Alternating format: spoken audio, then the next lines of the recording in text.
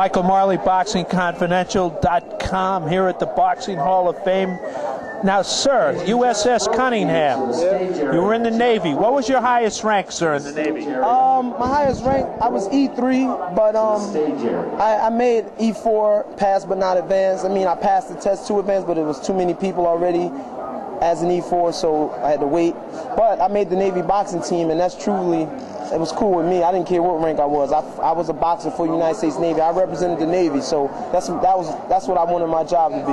Okay, now we're not in the military. Now you're the world cruiserweight champion, the best in the world in your weight. I'll say it. I know you're too modest to say it, but I'll say it. But let me tell you right now, USS Cunningham, when you took that ship over to Germany, you fought a guy named, they call him the captain, with Sauerland. The captain, I heard you demoted him down. He became a private. Well, you know, there's only one captain in the USS Cunningham ship, and that's the Lord Jesus Christ, you know, so he had to get ejected out of there, you know. He's a good game opponent, you know, good record, undefeated, but that shows people that, you know what, the USS Cunningham is here to stay. We got longevity, and we're going to stay here, and we're going to collect all the belts. Well, I have to ask you, the USS Cunningham looks to me like it might be, I don't know much about ships, might be a destroyer, because you went over to Poland, you beat their guy. Yeah. You go over to Germany, I don't know, I got to protect my guy. We don't have any, we had a cruiserweight for you in Denmark, but he slipped on a banana peel, so where are you going next? Man, wherever God takes me, man. I mean, we got some things in the works now. We're looking at more Mac or Macronelli, but you know, funny things happen at the negotiating table. So I mean, whatever God has for me, man, I'm gonna be ready for. I stay in the gym. I'm ready right now. I just enjoy what I do. Let me ask you about the Haymaker, because he was talking up a storm. Hey, who? Hey, who? Hey, what? Who? What? Hey, who? Who that? When?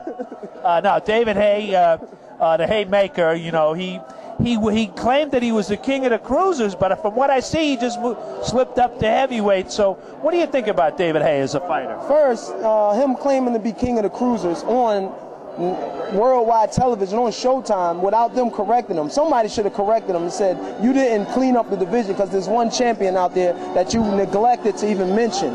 You know, and that's Steve Cunningham. So there's no way he cleaned up the division. You know, he swept up part of the room, but you know, there's one room over there that he didn't want to touch. You know, so in other words, his broom wasn't really doing too. His broom didn't do too much. You know, who knows? His broom might have got broken in the process, so he didn't have a dustpan. I don't know, but all I know is he jumped in his car and he drove up to the heavyweight division, which, you know, I can't blame him. It's more money. We're all in this to make money. Well, would you, I mean, you've thought about it, I'm sure. Oh, man, that was the, man. What would you have to put on, 20 pounds? Well, I'm about 195 right now, yeah. I got about 40 I could give you, because, believe me, we'll get to the pizza in a minute, but anyway.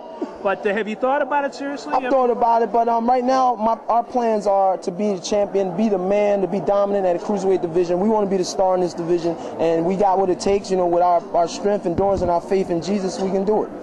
I tell you, Steve, not because I'm interviewing you and not because you could knock me down probably with a fingernail, but I worked, I had the pleasure to co-manage pretty good. I think the best cruiserweight champion up until you. No, hold on, ain't no you, we're getting to you.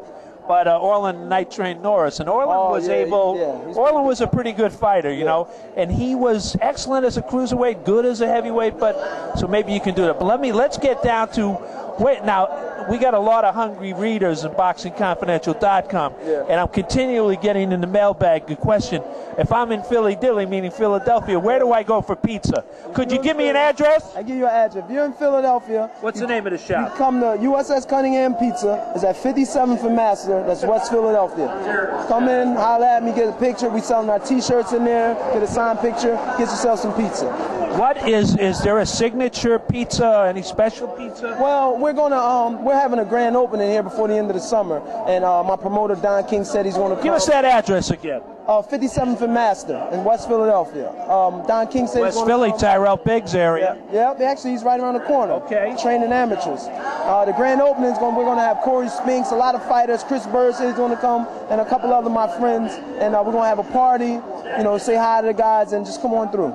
Let me ask you, how long did it take to get Mark Abrams to put on that little white paper hat? Now, Mark's your guy. I got to tell you, Mark's a good PR agent for you. He's always out there. But let me tell you this. Could you do me a favor? I'm the second fattest guy in boxing. The fattest guy is Dan Rafael.